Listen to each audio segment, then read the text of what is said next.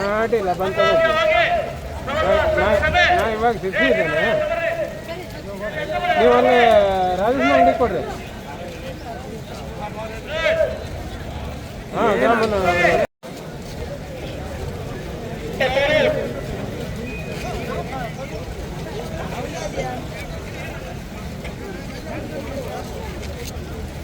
ನನ್ನ ಪಂಚಾಯತಿ ಒಂದೊಂದು ಕಡೆ ಇದೆ.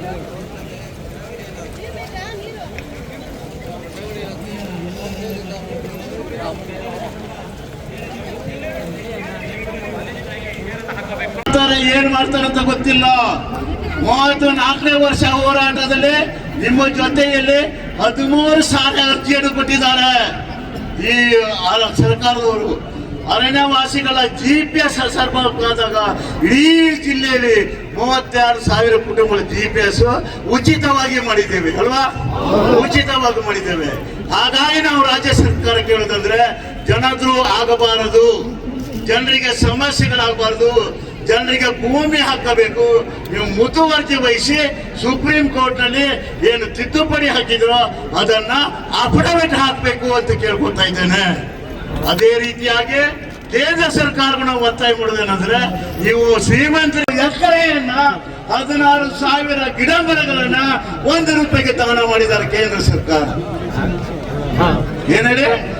ಕೇಂದ್ರ ಸರ್ಕಾರ ಮೋದಿ ಸಾಹೇಬರು ತನ್ನ ಸ್ನೇಹಿತರಿಗೆ 1,050 ಎಕರೆ ಪ್ರದೇಶವನ್ನ 16,000 ಗಿಡ ಮರ ಇರುವಂತ ಜಾಗವನ್ನ ₹1ಗೆ 1,050 ಎಕರೆಯನ್ನು ದಾನ ಮಾಡಿದ್ದಾರೆ, ಕೊಟ್ಟಿದ್ದಾರೆ ಲೀಸ್ ಮೇಲೆ.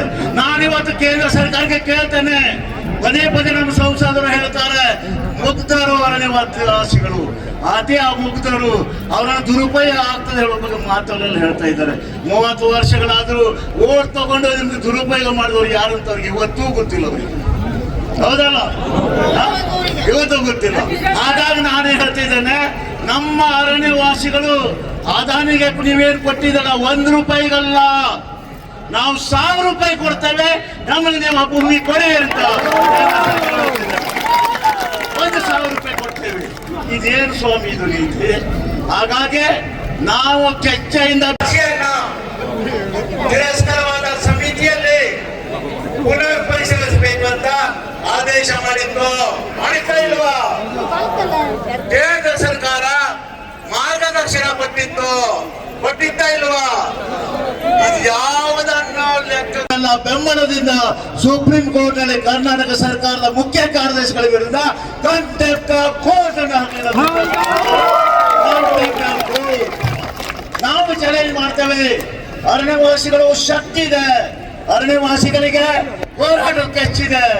ಯಾವ ಕಾರಣಕ್ಕೂ ನಾವು ಸರ್ಕಾರಕ್ಕೆ ಎಚ್ಚರಿಕೆ ಕೊಡ್ತಿದ್ದೇನೆ, ಯಾವ ಕಾರಣಕ್ಕೂ ಜೀವ ಹೋದ್ರೂ ಸಹಿತ ನನ್ನ ಕುಟುಂಬದ ಸದಸ್ಯರು ಅರಣ್ಯವಾಸಿಗಳು ಸಾಗುವಳಿ ಕ್ಷೇತ್ರದಿಂದ ಏಳಲಿಕ್ಕೆ ಸಾಧ್ಯ ಇಲ್ಲ ಅಂತೇಳಿ ನಾನು ಘೋಷಣೆ ಒಂದು ಒಕ್ಕಲೆಬ್ಸಲಿಕ್ಕೆ ರಾಜ್ಯ ಸರ್ಕಾರದಿಂದ ಈ ರೀತಿ ಆಗಿದೆ.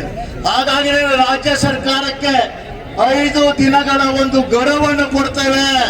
ಕೊಡ್ಬೇಕಾ ಬೇಡವಾ? ಕೊಡ್ತೇವೆ.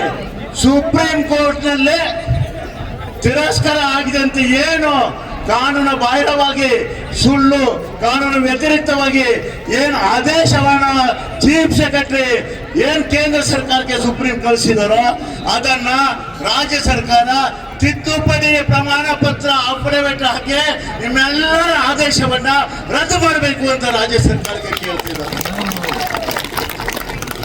ಒಂದು ಕಡೆಗೆ ರಾಜ್ಯ ಸರ್ಕಾರ ಒಂದು ರೀತಿ ನೀತಿಯನ್ನು ಅನುಸರಿಸ್ತಾ ಇದೆ, ಇನ್ನೊಂದು ಕಡೆಗೆ ಕೇಂದ್ರ ಸರ್ಕಾರದ ನೀತಿ ಇನ್ನೊಂದು ದ್ವಂದ್ವವಾಗಿದೆ. ಬಹಳ ಬೇಸರವಾಗ್ತಾ ಇದೆ. ನಿರಂತರವಾಗಿ ಆ ಭೂಮಿಯಲ್ಲಿ ಮನೆ ಕಟ್ಕೊಂಡಿದ್ರಲ್ಲ, ಬಾವಿ ತೆಗೆದಿದ್ರಲ್ಲ, ವೋಟರ್ ಲಿಸ್ಟ್ ಹೆಸರು ಹಾಕಿದಾರಲ್ಲ, ಮನೆ ನಂಬರ್ ಕೊಟ್ಟಿದಾರಲ್ಲ, ಇವತ್ತು ಕೇಂದ್ರ ಸರ್ಕಾರ ಇರುವಂತ ಅರಣ್ಯವಾಸಿಗಳಿಗೆ ಹಕ್ಕನ್ನು ಕೊಡಿ ಅಂತ ಹೇಳಿ ತಿರಸ್ಕಾರ ಮಾಡ್ತಾ ಇದೆ. ದಿನಕ್ಕೊಂದು ಕಾನೂನುಗಳು ಬರ್ತಾ ಇದೆ.